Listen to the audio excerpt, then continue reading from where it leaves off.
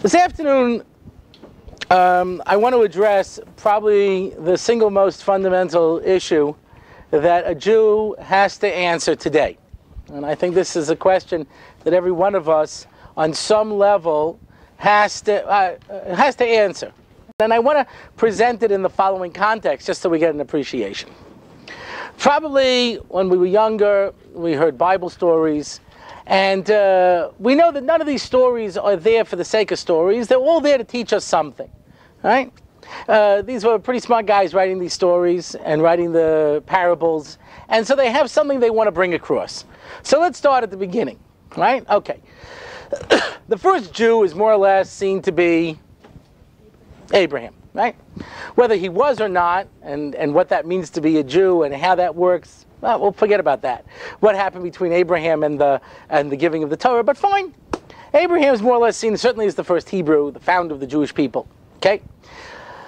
Now, the Torah gives us a little background about Abraham's family. It says that Abraham was one of three boys. Yeah? Nahor, Haran, and himself. And Nahor, we know, goes and moves to Aram Naharayim. He becomes the ancestor of Rivka, who marries Isaac, etc. Fine. But what do we know about his brother Haran? He makes a very brief appearance. All it says in the Torah is, Haran died al Pnei Terach Aviv. Al Pnei, and the face. Now Rashi, who is the classic commentary on the Bible, gives two explanations on this word, on the face. It's either mipnei or lifnei.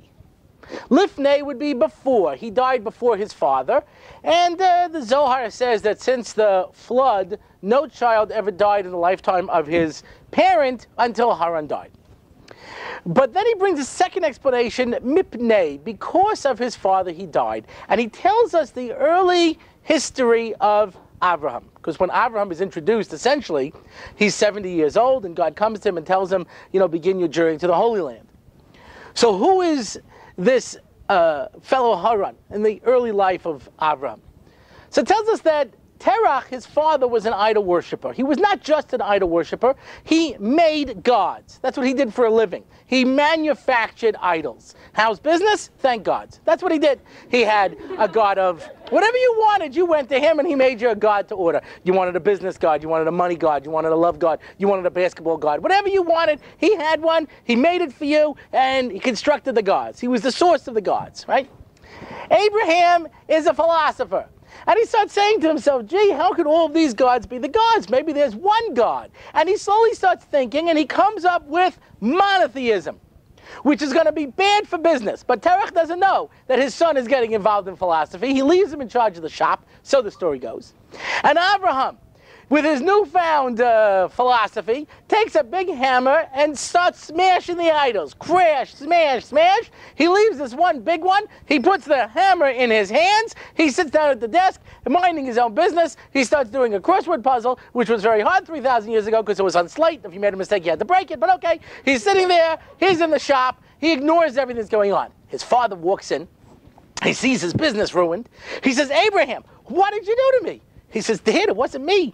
He says, all the gods began arguing. This one said, I'm the most powerful. This one said, I'm the most powerful. The big guy took the hammer and smashed everybody. He says, Abraham, they can't talk. They can't move. How could they have happened that way? He says, they can't move. They can't talk. Dad, then why do you pray to them? A devastating philosophical argument. Now, what would any responsible parent do at this point when their children present them with a religious argument that they can't respond to? Obviously, take him to the evil king Nimrod. How little things have changed in 3,000 years. But in any event, so he brings him to the evil king Nimrod, who's in charge of all of the idolatrous cults in the world. And Nimrod begins having a theological discussion with young Abraham. And he says, why don't you worship the gods like everyone else? I worship fire. Fire is my God. Fire is power. Fire burns. Fire destroys. Fire is my God. He's a pleasant fellow. So Abraham's listening and he says, you want power? Power! Fire's power? Power! He says, well, why don't you worship water? It puts out fire. I worship water. water is my God. Oh, water is so powerful, it even defeats fire. Water is my God. And he says, yeah, water, water, you know. And Abraham says, you know, if you really want power, then why don't you worship the clouds? They give the water. Clouds, clouds are my new God. I worship the clouds. Clouds. And everyone says, yay, clouds. We love clouds, you know. And then he says, you know, I'm listening as you're talking here, Nimrod, and I think to myself, why don't you worship the wind? It blows the clouds. Nimrod says, I see where you're heading, kid. I'm going back to fire. Okay? And he builds a giant furnace, and he says to Abraham, my God is fire. You believe in this one all-powerful, invisible God? If my God is more powerful, let your God save him from my God. Ha, ha, ha. Right? Okay. The two gods greet Abraham, and they drag him over to the furnace. Scene freezes, and Rashi tells us it turns now to his brother Haran. Haran is watching this. He doesn't know what to do. He has been influenced by Abraham. They did Shabbos lunch together. They sang songs, you know what I mean? Whatever it is, you know. He fell into he got into this whole Jew thing, you know, and he doesn't know what to do. On the one hand, you know, there's the big furnace. On the other hand, Abraham makes a lot of sense. He doesn't know what to do. So he makes the following statement. If, in fact, Abraham comes out alive, then I will declare myself for Abraham for monotheism, and I'll be on his side. But if he dies, I'm switching sides. I'm going over to Nimrod. Okay. Now they switch back to Abraham. They take Abraham. They throw him in the furnace, and a miracle. He doesn't burn. His clothes don't burn. Nothing. He's engulfed in flames. He's fine. The whole crowd goes, ooh. Everyone's looking in. It's unbelievable, you know. So he says, can I come out now? You know, so, okay, fine. You know, he climbs out. Nothing singed. A little smattering of applause. You know what I mean? Thank you very much. And now Nimrod is really upset, and he sees Haran smirking. And he says to Haran, his brother, whose side are you on? He says, I am a monotheist. I believe in the one God of Abraham. I too am prepared, you know, to side with him. He says, grab him, boys. They take him, they bring him to the furnace, they throw him in, and he dies. The end. A hard story. A hard story. Now, the obvious problem, now remember, none of these stories are here to tell us stories. The obvious problem in the story is, why is it that Abraham gets thrown into the furnace and gets a miracle and is saved, and Haran is thrown into the furnace and dies? And before I answer it, I want to tell you how you have to approach whenever you study Torah. When you finish studying, whether it's a verse in the Torah, whether it's a commentary, whatever it is, a Jewish law, ask yourself, how does this relate to me? What's it got to do for me? If it's just in the world of ideas, it has no purpose. It's telling me something for my life. Right? Okay. So there's a lot of different explanations, but the explanation that has the most meaning for me is a story that took place when I was teaching a class on intermarriage. I've been teaching classes on intermarriage for the past 10 years, and they're very hard because it's a very emotional issue. And, 10 years ago when I started talking, I said, how many people here would consider intermarrying? And a few hands went up. As time goes on, more hands go up. Now it's about half, maybe 2/3 of the room would consider intermarrying, a regular secular group of people. So I start giving my class on intermarriage, to discuss certain points. So I walk into one group, and I start giving my class. 5 minutes into the class, this girl bursts into tears and runs out of the room. Now I'm shocked, because it usually takes me about 15 minutes before anybody bursts into tears and runs out of the room. 5 minutes was a record, you know what I mean? So I went to see her afterwards to see what I said that upset her so much so I could use it again.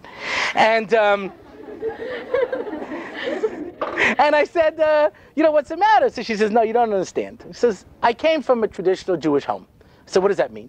Says, well, we went to synagogue 3 times a year. We had the electric menorah in the window. We had a Passover Seder. You know what I mean? More or less a kosher home. You know what I mean? Give or take, a traditional home. We had mezuzahs on the door. I don't know what was written on them, but we had a mezuzah on the door. Fine. Traditional. I went to Hebrew school. Wonderful. And I always knew I would never intermarry because my Judaism is so important to me. Fine. No, I never intermarry. My Judaism is so important to me. Fine. So high school, I get involved in the synagogue youth group, become president of the youth group, And of course, I know I would never intermarry, because I know that my Judaism is so important to me. Fine. I go off to university. I meet a nice non-Jewish guy in my class. We start dating. I know nothing will come of it because, I know my Judaism is so important to me. And then, about 2 years into college, I find that I fell in love. And she gives me one of those looks. I fell in love. Like, I don't know how it happened. It happened by itself. Is that? And I'm always struck by this, because do you think you're going to find the person you find attractive and intelligent, date him for 2 years and grow to despise him? You know? Don't you understand there is that possibility of falling? I was like, and they're just shocked. I wasn't planning for this to happen. What do you think was going to happen? You know? I give a class on intermarriage. I'm about halfway through the class. I said, how many people now would consider intermarrying? Almost no hands go up. I said, how many people here would interdate? Half the hands go up. I said, could you explain that to me? They said, yes, it's just a date. I said, do you know anyone who got married without dating? Okay? I said, did any of your parents get married without dating? So a guy raised his hand, mine. I said, your parents got married without dating? He says, yes, they're Hasidic. I said, what are you doing in an intermarriage class? You know what I'm saying? Like, you never see one of these scenes like, you know, do you, Christina O'Brien, hereby take Feivel Banish to be your, you know. That's right, when do I break the glass? No, we don't do that here, you know what I'm saying, you know. I said, get out of here, go someplace else, you know what I mean? I got a Hasidic guy at an intermarriage class, you know. I said, any of you non-Hasidim, did your parents ever meet without dating, you know? So of course not. I said, in fact, your parents always love to tell those stories, you know. Your father was such a loser. None of the girls wanted to go out with him. I felt bad for him. Be quiet, Gladys, you know. I don't know. I thought he was kind of cute, but everyone said his nose was too big. Be quiet, Gladys, you know. So no one plans to fall in love. No one says, you know, today they have room and I have a date tonight. I think I'll fall in love with this guy and get married. You know what I mean? Of course, you know, you might fall in love, you know.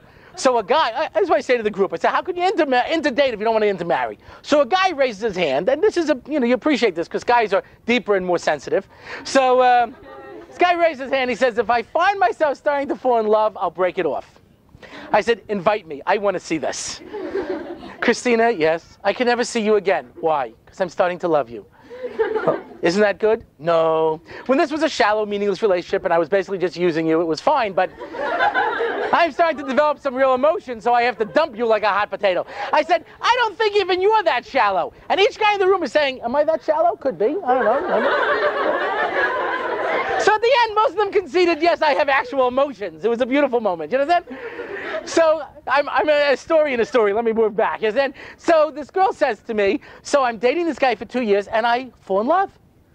You know? I said, yeah. She said, so I know I would never intermarry because my Judaism is so important to me. Yes. So I told him that if he would convert, I'll marry him. Fine. So he goes off to a 6-month conversion course, and he, they get themselves a joint apartment. They open up joint bank accounts. They plan the wedding. Halfway through, he says, I can't go through with it. So what do you mean? Because I guess I didn't realize my Catholicism was so important to me. It's too hard for my family. If you want, you can convert to Catholicism. If you want, I'll marry you the way you are, but I can't go through with it. And with tears in her eyes, she told me I broke it off. And I said to her, why? She looks at me because the rabbi is not supposed to ask that question. He's supposed to say, good for you, daughter. You know what I'm saying? I said, why? She says, because my Judaism is so important to me. I said, what does that mean? So you know the holidays. I said, you can be intermarried and put the little electric menorah in the window. You can be intermarried and have a Seder. What does that mean? She said, I'm not sure. I said, so let me ask you a hard question. And it's a question Jews have had to answer too many times in their history. If somebody pulled out a gun and held it to your head and said, Jew, convert or die, what would you do? So she thinks about it. And she says, defiantly, she looks at me and she says, I would let myself be killed. And I said to her, Nebuch. That is a Yiddish word that has no translation. Nebuch. It's a pity, doesn't do justice. Nebuch, Nebuch. I said, you broke up with the man you love, you're prepared to die for something, and you don't know what it is. You have no idea what it is. In my opinion, that's the reason that Haran died. Abraham went into the furnace because he said, there's something in this world important enough to die for. Haran went into the furnace because Abraham went. And if you gain nothing else this afternoon than this, it's worthwhile. Don't ever go into a furnace. It's very hot. You can kill yourself. You understand? Very dangerous. You understand? And yet, if you ask the average Jew today, why are you Jewish? Because my parents were Jewish. And why were they Jewish? Because their parents were Jewish. And why them? Jewish. Jewish, Jewish, Jewish. And you? I'm just following along. Why are you Jewish? What is the answer? Haran had no answer to that question. He just went into the furnace because Abraham did. I was living in a major Orthodox community in the New York area. All of the kids went to the finest yeshiva high schools. Now, And I mean, they were coming home 6 o'clock, 7 o'clock at night. They were doing a full, program of, Jewish studies, Gemara, all kinds of stuff, and full secular studies. Very busy. This particular synagogue had a youth program, like many synagogues have a youth program. The basic purpose of the youth program is to keep the kids out of the synagogue. Because if they show up during the services, then they tend to run around, and they make noise, and they disrupt, and then the parents can't hear themselves talk or pray. I'm sorry. So that was a slip, of course. I meant pray. And so you got to do something with the kids. So the youth director hires a bunch of teenagers who haven't prayed anyway in about 10 years, and they bring them downstairs and they do puppet shows and tell them stories, and everybody's happy, right? But you got to do something for the teenagers too. You got to do some kind of teen program. But of course, teenagers have no time. The only time they have is Friday night, right? So they make this program that's called an Oneg Shabbos or an Oneg Shabbat, depending, where you're from, and they bring all the guys and girls together for ostensibly a social event. But of course, we're a quality youth program, so we can't just have a social event. So we have to have a speaker. Now, these kids are in school every day till like about 6 or 7. They don't want to hear a speaker on a Friday night. They're exhausted, But you have to have some kind of a speaker. So who's the first speaker they bring in? Right? The rabbi of the synagogue. Because you know that if you talk, then he'll tell your mother you'll get a beating, right? Okay. So the rabbi comes in and looks around the room with that rabbinic glow. What a pleasure it is to see all the young people here tonight. This week's Torah portion is a story of the ages. It is a story of courage and of pathos. And a story that I believe will touch the lives of all the young people here. And one by one, everyone falls asleep. Now, there's a sociological difference here between guys and girls, which are good to note. You see? Girls, when they are falling asleep in a speech, they pretend they're thinking. Right? They're polite.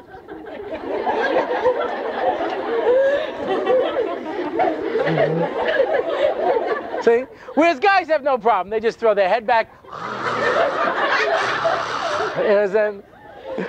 And here someone falls asleep, and you see a couple of polite people trying to keep their eyes open.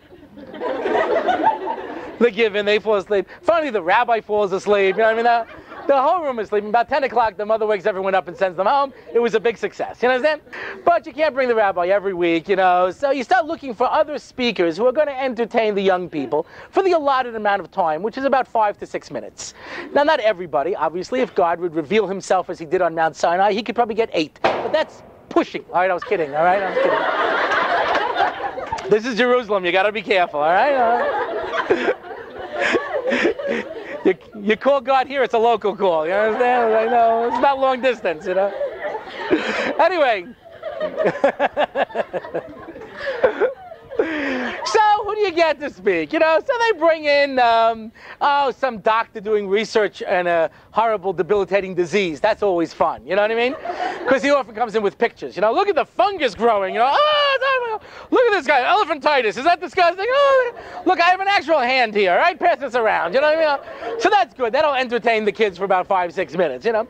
Oh, they'll bring a lawyer to come in and talk about some important legal case, and they know everybody will listen because they'll have to put them on their resume, so everyone pretends like they're interested. It's nice, Oh, they'll have a local business leader come in and speak about business ethics and other oxymorons. But but basically, they're running out. They're drawing on local material, local talent. They're running out. So now it's about March, and the youth director had to get someone come speaking about his recent trip to Romania. The synagogues in Bucharest are fascinating. You can see the Muslim influence. And, okay, forget it, So I see the youth director that week, and he says, listen, what are you doing Friday night? I said, nothing. He said, could you do me a favor? I said, sure, be my pleasure. He says, I'd like you to be the sacrificial speaker at the Oneg. I said, I'd rather give you a kidney. He says, you don't get off that easy. Understand?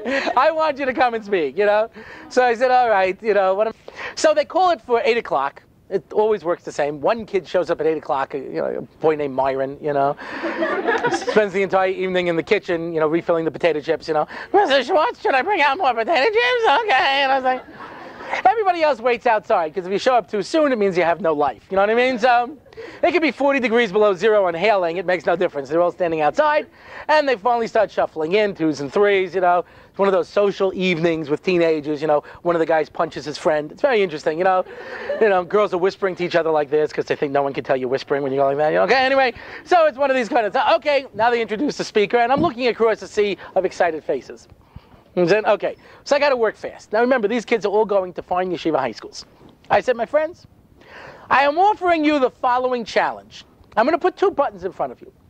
Push the button on your left, and you will wake up a nice Christian kid in a nice Christian family. You will never have been Jewish. Push the button on your right, you'll stay the way you are. Okay? Button on your left, you'll be Christian. Button on your right, you'll stay Jewish the way you are. I said, my guess is that 60 to 70% of the kids in your school would push the button on the left. They look at me, they say, Rabbi, how can you talk to us that way? Everyone would push the button on the left. So, okay, so it's a Friday night. I'm in a room full of Jewish kids going to yeshiva who would all rather be Christian. So I said, okay, why is that? Why is that? Now, that's not fair, because I'm asking a high school kid to think, which, frankly, we don't train them to do. Right? That's not what high school education is designed to do.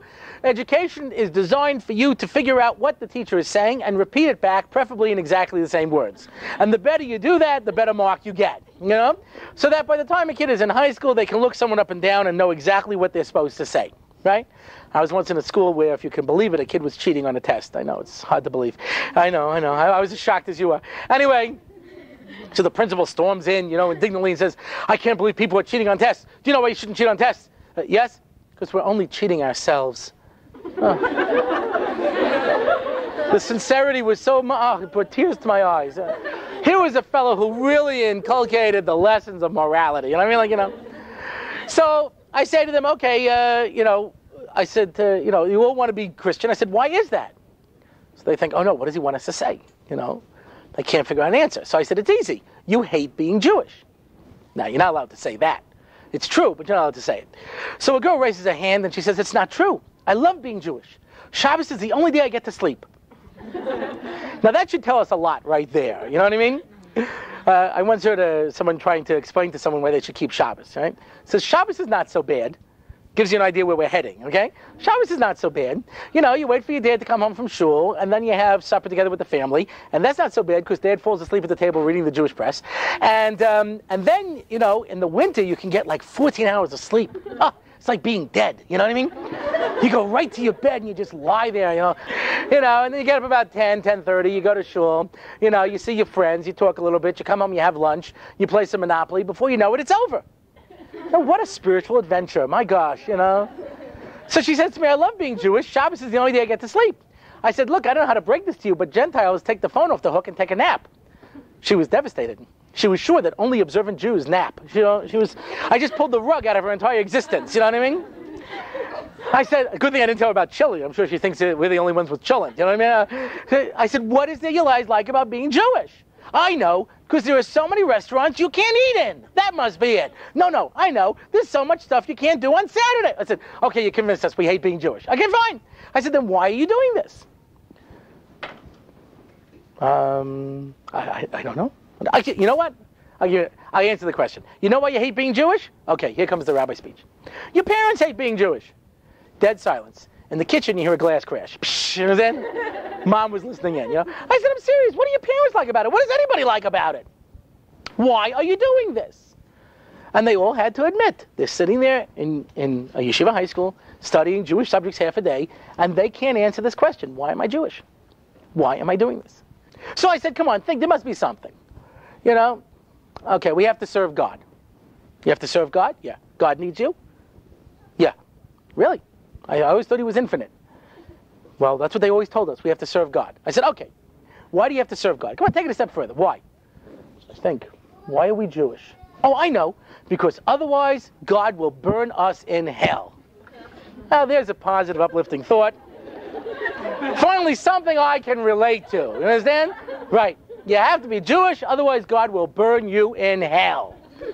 I once said to somebody, I said, explain to me what the world to come is like. He says, well, if you're good, you go to heaven, yeah. And you sit on a cloud, yeah. And you play a harp. I said, uh-huh.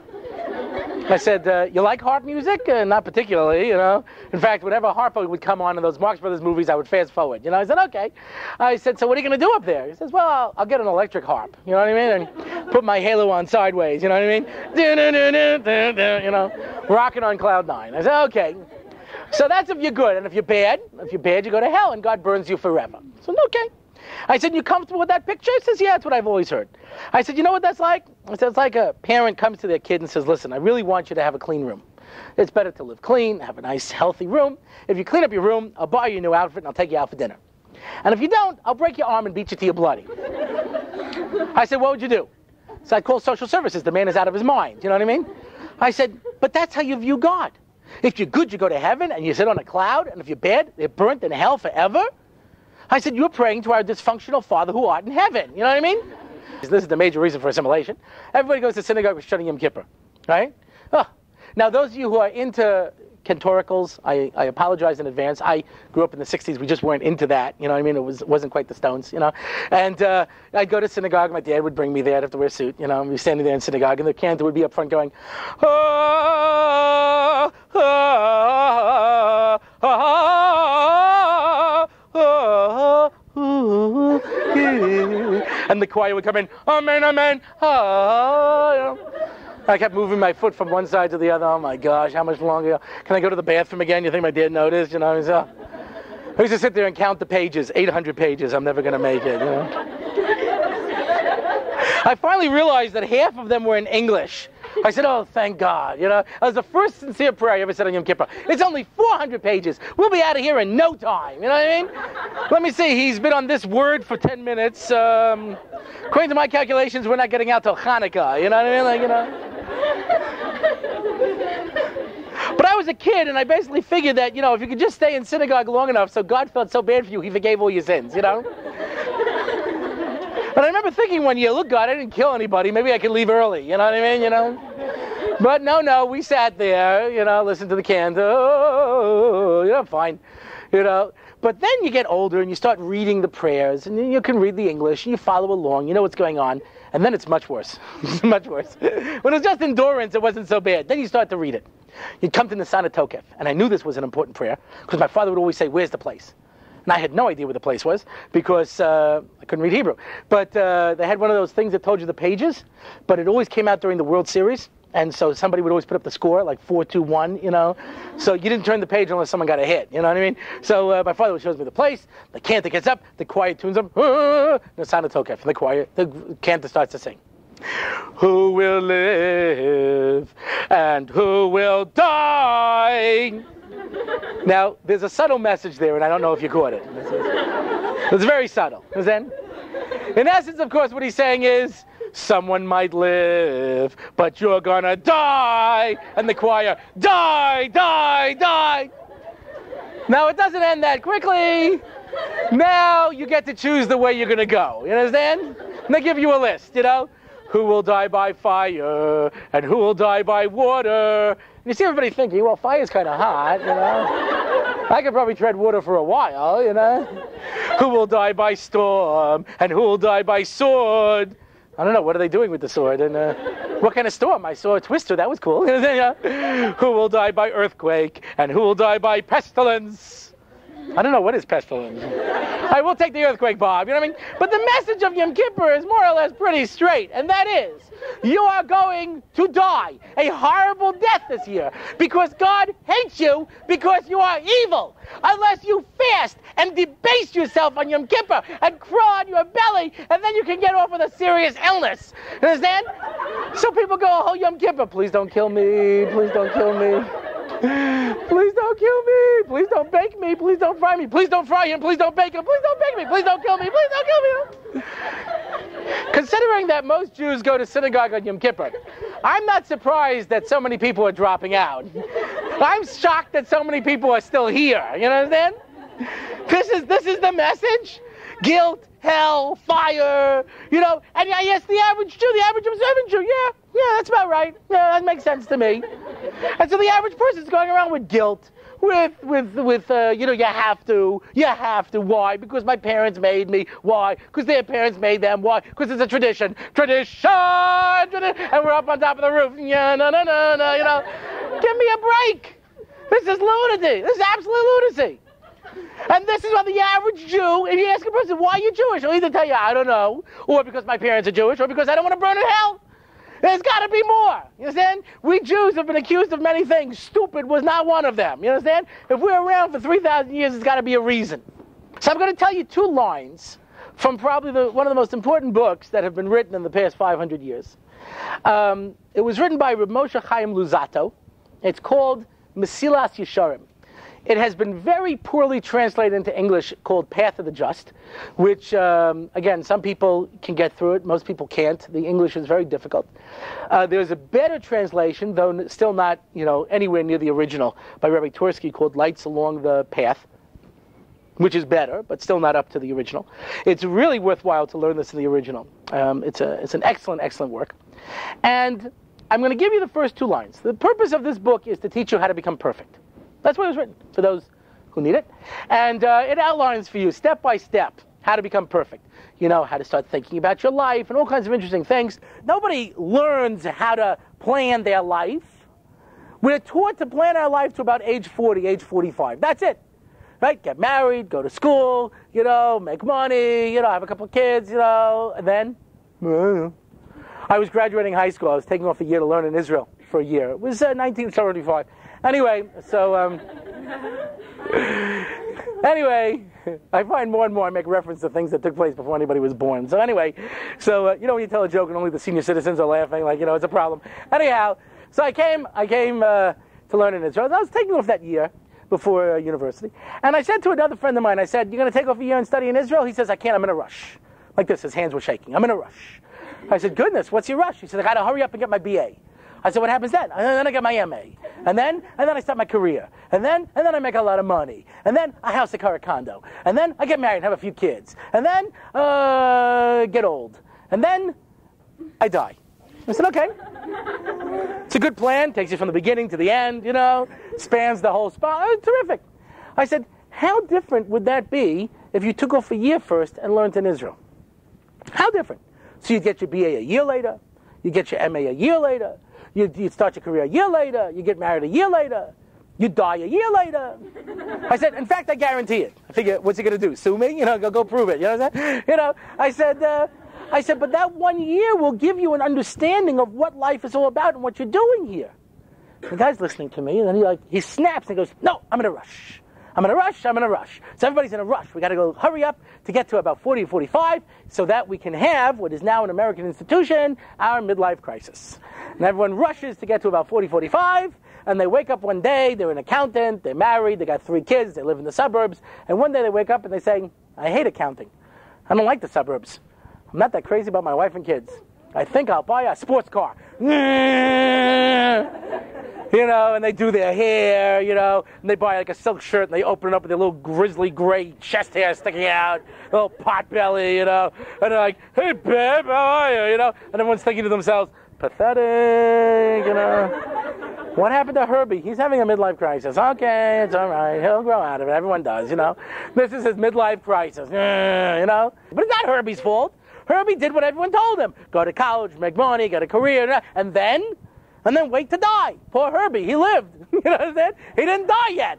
So he's got nothing to do for the next 40 years except sit around, and watch TV. Or complain about his aches and pains. He's got nothing left to do, What Jackie Mason says, every Jew, this is what they do for entertainment, is they complain about their pains. You know what I mean? So says no Jew can get out of a chair. They always get up and say, oh, something's pulling over here. I don't know what it is on my neck. That's it. So they go, till about 40, 45, you make a lot of money. The next 40 years you spend going to doctors. I don't know, I got a pain, I got something pulling, give you something to do for entertainment. In between you watch TV, This is it. This is it. This is all life has to offer. Says the Mesilas Yesharim, I can't talk to you about religiosity. I can't talk to you about morality. I can't talk to you about anything until you answer this question, why are you alive?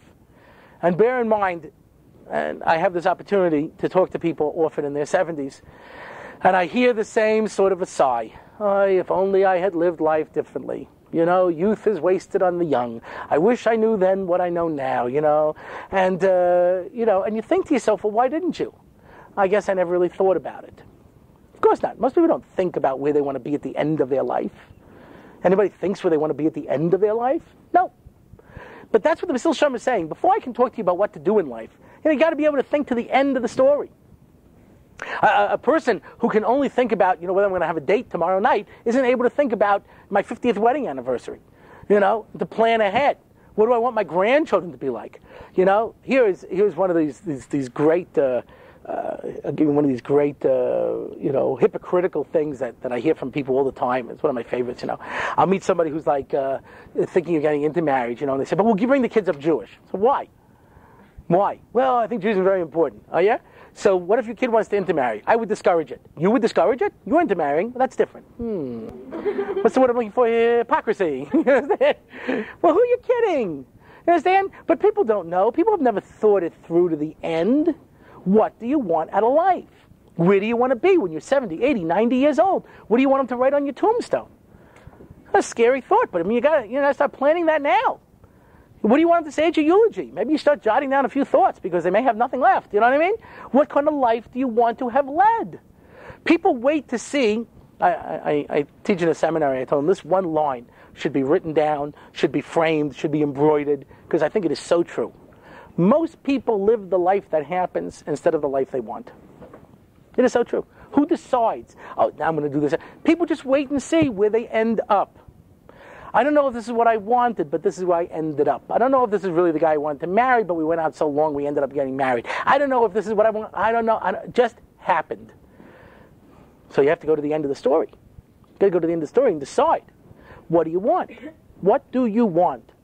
And then you can work how to figure out how to get there. But if you don't know what you want, if you don't know where you're going, any road will take you there. A person stops you and asks you for directions. Yeah, I'm not sure what to do. Should I take the Long Island Expressway or should I take the Northern State Parkway? I'm from Long Island. Yeah, the Long Island Expressway or the Northern State Parkway. I said, I don't know where you're going. I'm not sure. Oh, then take the Northern State. You know what I'm saying? At least you don't know where you're getting, but you'll get there faster. You know what I mean? Ask me a question. Give me directions in life. I don't know where I'm going. So what do you want out of life? First line. And here's what he answers. This is the reason to be Jewish. This is what the Ramchal answers for us. Yeah, you have to know why you're alive. And the reason we are alive, he says, L'his'anega Hashem v'lehenais meziv shchinasai shezeh ha'tainega amiti v'ha'idin ha'gadol mikol ha'idunim sh'yachol ha'imotzei. The reason we were created by God is to delight in God and get pleasure from the divine light, because this is the greatest pleasure and delight of all the pleasures that there are. I read this to a group once, Yeshiva guys. I said, what did he say? Why were we created? He says, to serve God.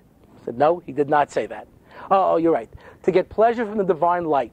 No, he didn't say that either. Listen again. We were created to get pleasure from God and to enjoy the divine light, because that is the greatest pleasure and delight from all the delights you can find. Yeah, he says the divine light. I said, no. You're focusing on the divine light because since you don't know what it is, you figure, what's the big deal? I'll never miss it. You understand? No, so I missed the divine light. No, you understand? I said, that's not what he said. He said the purpose is to get this pleasure from God because that is the greatest pleasure you can find, period. The Ramchal is throwing down the gauntlet for us, and he is challenging us, and he is telling us something that we are all old enough to know now, and that is, you cannot have it all. We'll realize this more as we get older, but you cannot have it all. That's a myth. You cannot travel the world and spend your time in various exotic locations and also be a community builder. You can't. You want to build a community, you're going to have to be there. You cannot be a workaholic like the guy in the firm and spend all that time in the office and also spend time with your kids. You can't. You're going to make a choice. Either you're going to spend time with your kids or you're going to spend time, a reasonable amount of time in your business, but you can't have it all. You're not going to be able to hoard your money, you understand, and also be a giving, charitable person. You can't. You're going to make a choice. You're not going to be able to flip from relationship to relationship and also have a loyal marriage. You can't. And the reason that people make mistakes in life is because they don't know what's really important to them. So therefore, if I know that my marriage is important to me as an absolute value to me in my life, then I'm going to turn down that opportunity for the office affair because it's just not worth it to me. But if on the other hand I'm not sure and I'm just making the next immediate decision, my goodness, you see people who work out, and I think that's a very important thing, and I encourage it. Because you know what I would look like if I didn't exercise. But in any event, you see people who are like exercising, and they're going there, they're working and killing themselves. Why? Because they've made a cheshbon, they've made an account. It's more important to them to be able to look like they're two-dimensional than it is to have a comfortable life. They've made a choice. A person is going to turn down the dessert at the end of the meal. It's not because they want to cause themselves suffering. It's because they want to fit into that wonderful anorexic outfit that they bought. You know what I mean? And their size half. You know what I mean? So they're going to turn down the dessert. They're making a choice. And a person might just eat the dessert. And sometimes you hear this great line: "I'm going to hate myself in the morning." Then don't do it. Then don't do it. Make a decision of what's important to you and follow through. But it's true. Most people do hate themselves in the morning for one reason or another, because they live life without knowing where they're going. Suddenly they end up someplace. This is the great tragedy. Says the Mesilas Yesharim, the reason we were created is because you cannot have it all. And life is going to be about choosing. Not between bad and good, but between good and better. Choosing. You're going to go to a smorgasbord, you couldn't possibly eat everything. You're going to have to choose what you want. I've been to smorgasbords, I see people plan it out like a military attack. First I'm going to go over here, then I'm going to have a little of that, then I'm going here, just take a little bit, this, I want to taste this, They want to get in as much as they can. But all of it they can't. You're going to have to make a plan. What do I want? People come to Israel for 10 days. I'm here for 12 years. I haven't seen all of it. You understand? They come for 10 days. We're going to run up north. We're going to go down south. We're going to go to the east. Go over here. Go here. Look at this. Here's a ruin. Beautiful. All right, run over here. Someone important is buried there. Good. Okay. Jump, jump, jump. And they run around to see Israel in 10 days. Can't have it all. Going to have to make some choices. Says the Mesilas Yesharim, life is going to be about making important choices. And I want you to know what Judaism says. We were not created to serve God. We were created to have the best time. The best time is going to be having this relationship with God. That's why it's there. God did not create us to serve Him. He's very fine. He can take care of Himself. Okay? He's got, if he gets stuck, He's got a few angels to help him out. You understand? God doesn't need us. God created us to be able to have the greatest time by getting close to God. That is the reason we're created. I have no question that in the past 2,000 years, maybe longer, but certainly the past 2,000 years, you are the single most important generation the Jewish people have seen.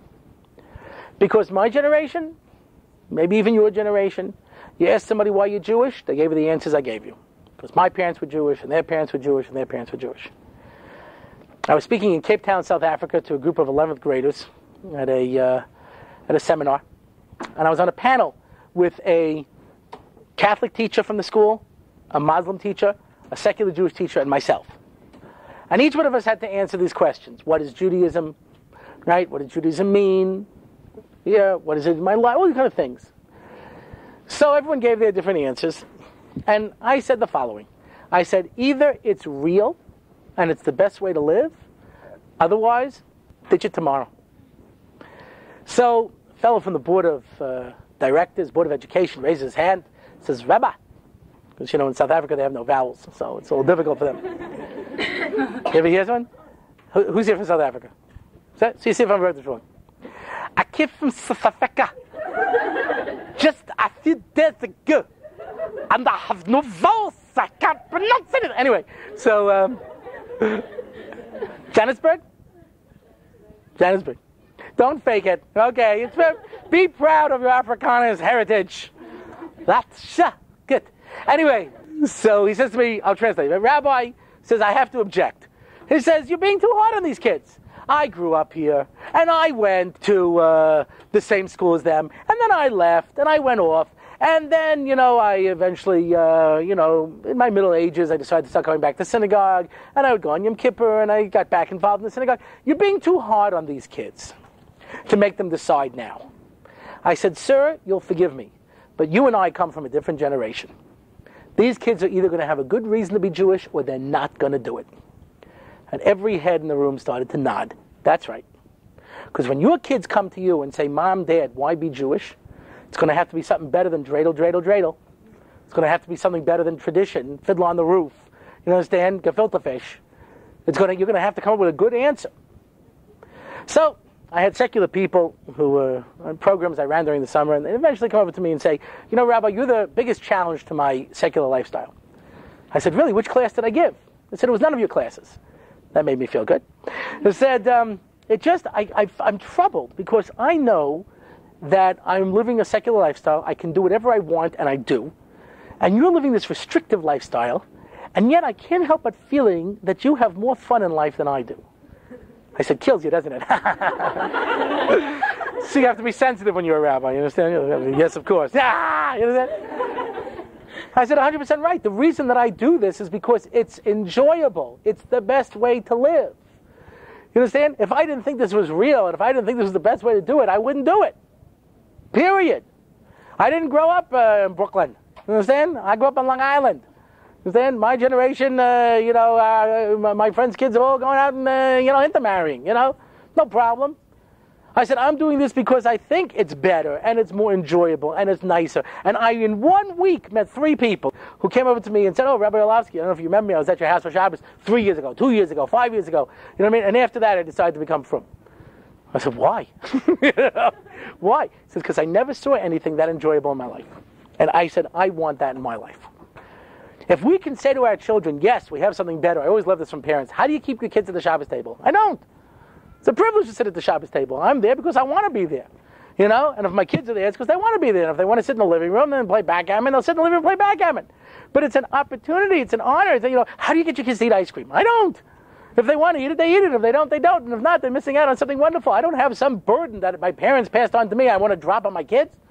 It's got to be something beautiful and wonderful. And if we don't have that, we don't have an answer to that question. After my father passed away, I was the rabbi of the family, so they asked me to write something for the tombstone, for the matzeva. And I'm a Kohen. I had never been in a cemetery before. This is the first time I was in a cemetery. And I looked across and I saw all these tombstones all had the same thing written on it. Beloved husband, father, grandfather. Beloved husband, father, grandfather. It's like everybody was the same, just changed the name.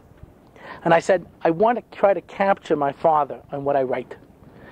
And they wanted to put up the stone already, and they kept rushing me. No, when is it going to be ready? We're going to be ready, I said, I'm working on it. And finally someone said, how long does it take to write a tombstone? I said, it takes a lifetime. I said, you got to give me a little time to take a lifetime and put it down on paper. I finally wrote this poem. They felt it was a little long. One of my brothers wanted to just get one of those electronic things that just keep going, you know what I mean? Just keep your heel lines on around, They finally bought an extra large stone, and my mother says, listen, when I go, just write mom too, you know what I mean? But as Kohanim, we don't go to the cemetery. My mother, though, went to the cemetery before Rosh Hashanah. She called me up. She said, I have to tell you. She said, I looked around, and when I came to Dad's stone, it was Dad. It was Dad. You really captured him. It wasn't just everybody else. At the end of our life, what do we want to leave behind? How do we want to be remembered? What's the life we want to have led? Let's decide now what the life is that we wanted to have led so we can start leading it now. What's the reason to be Jewish? Well, how tells us? Because God has given us this wonderful opportunity to get close to Him. That's the reason to be Jewish. Right? That's the whole purpose of it. God doesn't burn people in hell. That's Zeus. You understand? He's angry at Odysseus, so he sends out a lightning bolt and blows up the ship. You know what I mean? God doesn't do things like that. How this fits in with the concept of suffering, etc., that we're going to be talking about in 4 weeks. But the point is that we have to make a decision for our children. And if we're going to ask them to be Jewish, we better give them something better than guilt. And if we want to be able to leave something important behind, we better decide what that is now. And that should be the reason to be Jewish. Thank you very much.